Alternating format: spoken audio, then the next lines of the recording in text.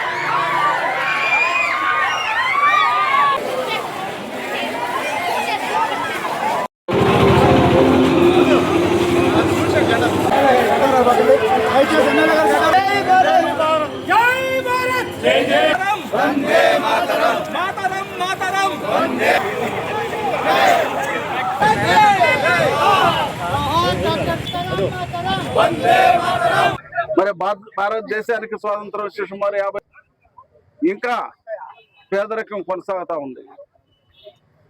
దాన్ని నిర్మూలించాలని మన ప్రియతమ ముఖ్యమంత్రి నారా చంద్రబాబు నాయుడు గారు ప్రవేశపెట్టి పేదలుగా ఉండేవాళ్ళని ధనికులు అడాప్ట్ చేసుకుని వాళ్ళ కుటుంబాలను బాగుపరచాలని ఒక వినూత్న పథకాన్ని తీసుకొచ్చి అనేక కుటుంబాలని ఆర్థికంగా పైకి తీసుకొచ్చిన విషయం మీకు అందరూ కూడా తెలుసు.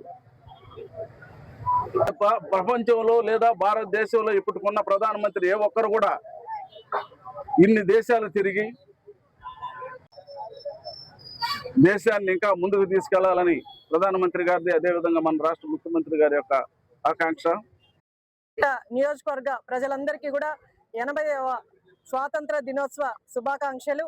అలాగే ఈరోజు నాయుడుపేట టౌన్ లో మన దేశం కోసం తిరంగ ర్యాలీని మన ప్రధానమంత్రి మోదీ గారి ఆదేశాల మేరకు, మన ముఖ్యమంత్రి వర్యులు శ్రీ నారా చంద్రబాబు నాయుడు గారి ఆదేశాల మేరకు ఈరోజు తిరంగ ర్యాలీని ఎంతో అద్భుతంగా విజయవంతంగా పూర్తి చేసుకోవడం జరిగింది. ఈరోజు జెండా పట్టుకొని నాయకులు కానీ పిల్లలు కానీ ముందుకు నడసమని చెప్పుకునే స్థితికి ఈరోజు మనం వచ్చాం. అలాగే మహనీయులందరికీ కూడా అభినందనలు తెలియజేస్తున్నాను, అలా కృతజ్ఞతలు తెలియజేస్తున్నాను. అలాగే సూలూరుపేట నియోజకవర్గంలో ముఖ్యంగా నెలవల విజయశ్రీ అనే నేను అని అనిన దగ్గర నుంచి కూడా అసెంబ్లీలో నా నియోజకవర్గం నా బాధ్యత అని తీసుకొని ప్రతిరోజు కూడా మన నియోజకవర్గ అభివృద్ధి కోసం సంక్షేమం ప్రతి పేదవాడికి అందించాలన్న ఉద్దేశంతో నా వంతు కృషిగా నేను ప్రతిరోజు కూడా పనిచేస్తూ పేద ప్రజల సమస్యల్ని తెలుసుకుంటూ నియోజకవర్గం కోసం పనిచేస్తున్నాను. అలాగే మన రాష్ట్ర అభివృద్ధి కోసం మన ముఖ్యమంత్రి వర్యులు ఏమైనా మార్పు చేయాలనుకున్నా, లేకపోతే మీ విజన్ ఏదైనా ఉన్నా సరే నాకు వీడియో రూపంలో కానీ మెసేజెస్ రూపంలో కానీ మెయిల్ చేస్తే తప్పకుండా దాన్ని పరిగణలోకి తీసుకొని దాని నాయకుల సహకారంతో, నాయకులు తోడ్పాటుతో నేను ముందుకు వెళ్ళగలుగుతున్నాను.